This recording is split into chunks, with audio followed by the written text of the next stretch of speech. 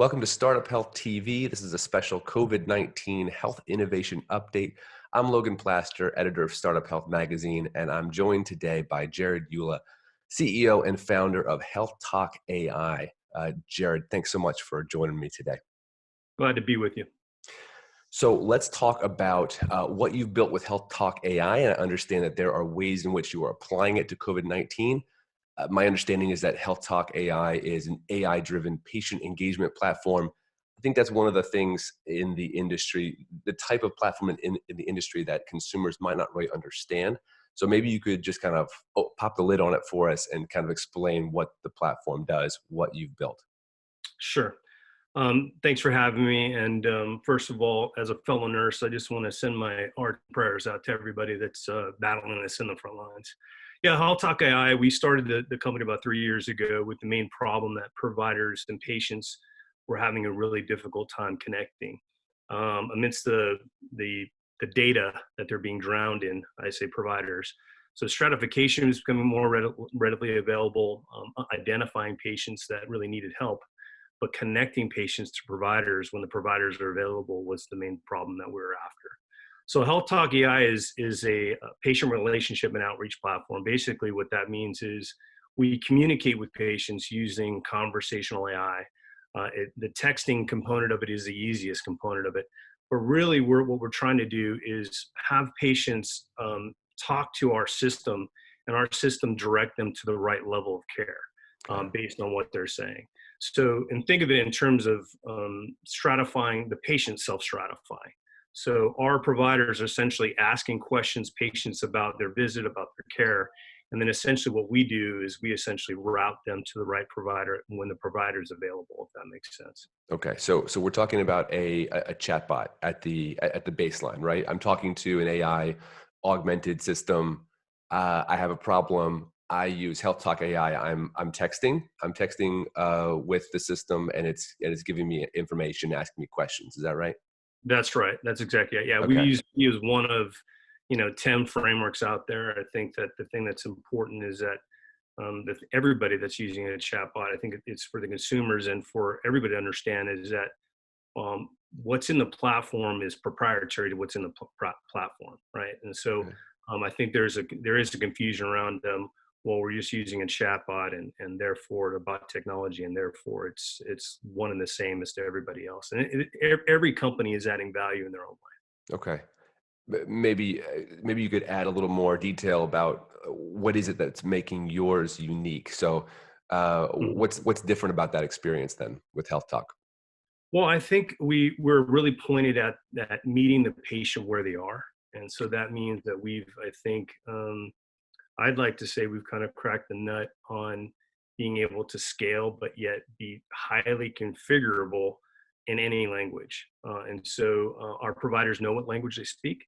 And so if we're going to meet the patient where they are, we should meet them in whatever language they are. If that's Nepali, if that's Arabic, if that's English, and be able to communicate in a way that's natural, but at the same time be actionable. If that makes sense. Yeah. So, what do patient relationship platforms like Health Talk have to do with the fight against COVID-19? Yeah. So, we were really heavy into the ED space. Most of our clients are in the ED space. But we had folks come to us and basically say, listen, we need to outreach to all of our patients. And we essentially need to do three main things. We need to, number one, communicate to them that we care. Number two, we want to communicate that we don't want them to come into potentially dangerous visits if they're having symptoms. And three, get them the help that they need when they need it. Okay. And with resources being tight, what they're finding is that their phones are jammed because Okay. patients are essentially calling in as we're all afraid of what's going on. So they're calling, they're just not getting on web MTV or whatever it is, web TV, and trying to figure out where to go. They're going to their doctors. Yeah. And so that's where we can help. Okay. So, walk me through the actual experience. Let's say I'm an anxious patient. I think I might have COVID-19. I would only be using your system if you were part of my provider, right? You are a B2B platform. So, Yes. assuming that they've contracted with you, what's my experience like then if I'm afraid that I have COVID-19? Well, so there's two different types of experience, two different workflows, if you will. The first one is that we're heavily engaged in now is a proactive outreach, right? And it's basically saying, here we are your provider. Here are the things that we want you to know about COVID, and can you answer a couple questions that symptoms that you may be having? And are you Um, sending that to me over text? Sending that to you over text. Okay, and I'm answering a few questions. Got it. Asking for, because the important thing is with all the scams out there, there's no link, right? So we're essentially, it's conversational. We don't send them anywhere. We ask them 2 or 3 questions and we're Got done. it. So it's a safety thing as well. It's a safety thing as well. So they answer the questions.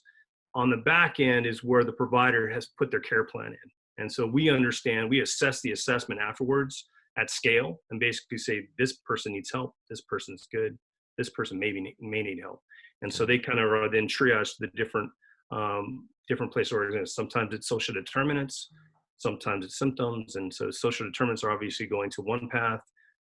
Medical issues are going to another path. Financial issues may go into another path, if that makes sense. That's the first workflow. Second workflow is once we're connected to the patient, there's actually 3 workflows. Once we're connected to the patient, it's an open dialogue. So unlike other notification systems, we let the consumer know, the customer know that, hey, they can text us back, and then they get a menu of things they can do. One of those things is, hey, I'm not sure about having symptoms. They can take their providers, they can take the provider symptom tracker, right? Okay. The second thing is we can schedule a call if that's what they want to do. So there's a menu of things that they can do that's self-initiated by the patient. And then the third one is that we haven't gone live yet, but we're talking to lots of providers about, hey, here's a phone number. Hey, if you have questions, put it on their website, and essentially then we can interact with them based on that interaction. So think of that as almost like a patient self-registering workflow, right? And essentially that has not hit a proactive outreach, but they're reaching out to providers. So those are the 3 different workflows that we're engaging patients and directing to the right level of care. Okay. Who are you going after? Who's your ideal provider group right now? It just so happens it's the most vulnerable. So right now it's health centers, but that list is growing every day. I have 3 meetings today.